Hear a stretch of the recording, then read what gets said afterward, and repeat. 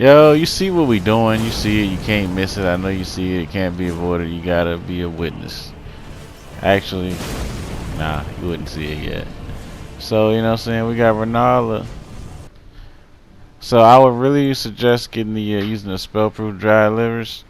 You know, pause it if you need to, but basically, it's an item that you can craft and it'll increase your magic resistance. Uh, you know what I'm saying? It's a big deal because she uses, I want to say, what, 98% magic damage in her fight. And I gotta say, over all the games I've played in my lifetime, this boss battle was probably the weirdest boss fight I've ever played on any video game ever. She's got these little minion things, like copies of herself, and they, I don't know, man, it's just weird. They're casting a spell, that barrier spell on her, so you can't target her. I'm not sure if you can attack her with like bows and arrows and ranged weapons, but I know you can't target her and just simply throw attacks at her. I know you can't do that. They wouldn't, or at least they wouldn't let me do it anyways. But you got to run around and find the copies of her that are actually casting that spell, that barrier spell. So you got to attack them. You got to attack 3 of them, and then that'll bring her down to where you can attack her. And then you got to back up when she sets the spell back up in a few seconds. So yeah, so they look like this. They're kind of chanting it with their mouth, and you know, it looks like they have the barrier on them a little bit too. Those are the ones you're targeting. You gotta pretty much ignore the rest of them. So you gotta run around, find all 3 of them, bring them down. Then you get free shots to her. The queen at Rennala, queen of the full moon.